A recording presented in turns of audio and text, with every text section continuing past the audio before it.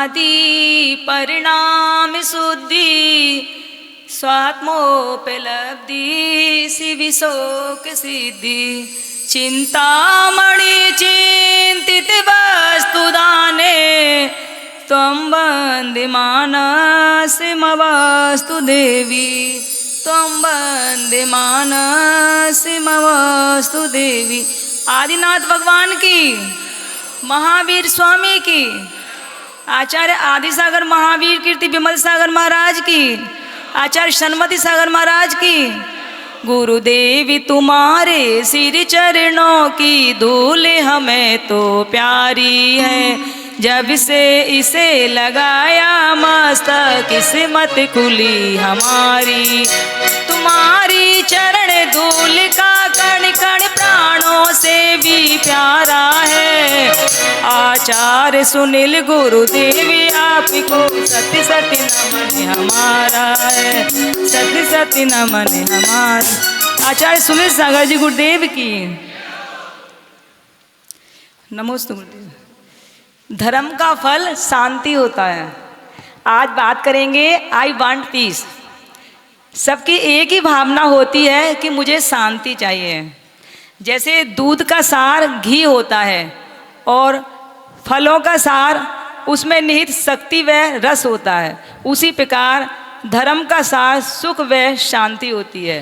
वह सुख और शांति जब मिल जाती है तब हम धर्म का मंथन कैसे करेंगे हम कि दही का मंथन करने पर नवनीत हाथ में आता है, ऐसे ही धर्म रूपी दही का मंथन हम अपनी आत्मा में तत्व चिंतन के माध्यम से करें, ज्ञान की मथानी के माध्यम से और संयम की रेती लगाकर जब मंथन करते हैं तब जो निकल कर आती है वह शांति होती है।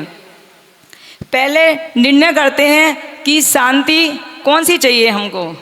एक व्यक्ति रोता हुआ आया, उसके पैर में कांटा लग गया और वह वेदना से पीड़ित था। जो ही कांटा निकला कहने लगा बड़ी शांति मिल गई। एक पिता अपनी बेटी के विवाह के लिए पिछले 4 वर्षों से लगा हुआ था। उसने अपनी बेटी के हाथ पीले कर दिए। आज वह चैन की नींद सो रहा है, कहता है आज मुझे बड़ी शांति मिल गई। मतलब लौकिक कार्यों को पूर्ण करके भी चित्त में हमें शांति मिल जाती है और पारमार्थिक कर्तव्य करने पर भी शांति मिलती है। जैसे भगवान का आज हमने अभिषेक किया, पूजा की, विधान किया, आचार्य श्री को आहार दिया, तो आपको इतना आनंद आया। मतलब परमार्थ के कार्य करने पर भी शांति की प्राप्ति होती है। वो ही शांति है जो जरूरी है। हमें अपने चित्त में शांति चाहिए तो अपनी ही कसायों को शांत करना होगा। जिसने अपने अंदर की शांति को प्राप्त कर लिया, शांति तभी मिलती है जब अशांति के कारणों को शांत कर दिया जाए।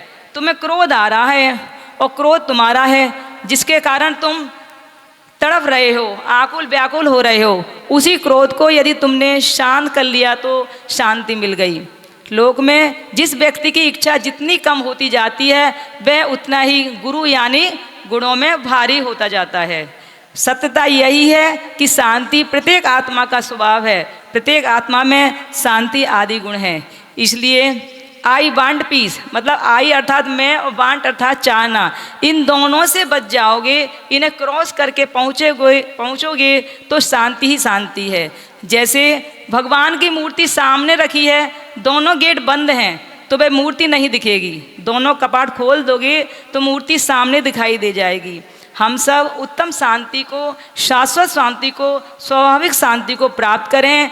इन्हीं भावनाओं के साथ दुर्गम इस जीवन के पथ पर पग पग आटे बिखरे थे, पथ को सुगम बनाया गुरु ने जब जीवन में आए थे। चित्त शांति के लिए आपने जैना गम रस चखा दिया, कर्म रहस्य बताकर मुझको जीवन जीना सिखा दिया। पर को भूलूं ऐसी गुरुवर मुझे विस्मृति दे देना, कहने को उत्सुकता ना हो ऐसा मुझको कर देना। भूतकाल के विकल्प ना हो, भविष्य का संकल्प नहीं, वर्तमान में शांत रहूं बस ऐसा दो गुरु मंत्र सही। सन्मति सागराचार्य गुरु की वाणी के जो आगर हैं, कुंद कुंद के प्रतिरूप धरती पर सुनील सागर हैं।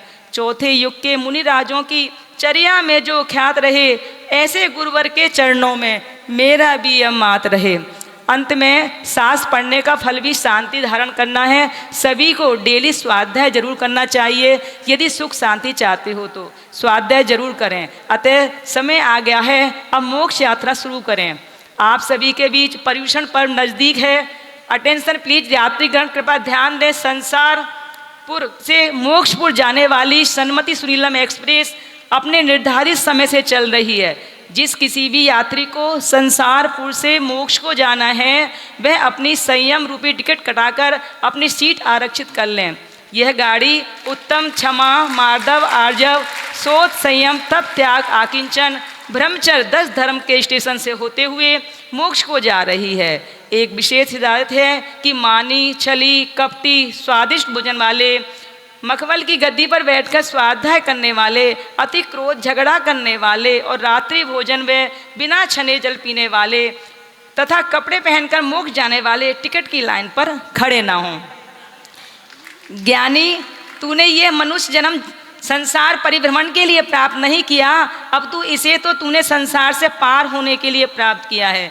जीवन में धर्म का जन्म ही जीवन का प्रारंभ है, इसलिए समय आ गया है अपने को जगाओ और पर्युषण पर्व का स्वागत कर अपने जीवन को धन बनाएं। एक सेब में कितने बीज हैं ये हर कोई नहीं गिन सकता, पर एक बीज में कितने सेब बन सकते हैं एक सेब में कितने बीज हैं ये हर कोई गिन सकता है, पर एक बीज में कितने सेब बन सकते हैं ये कोई नहीं गिन सकता।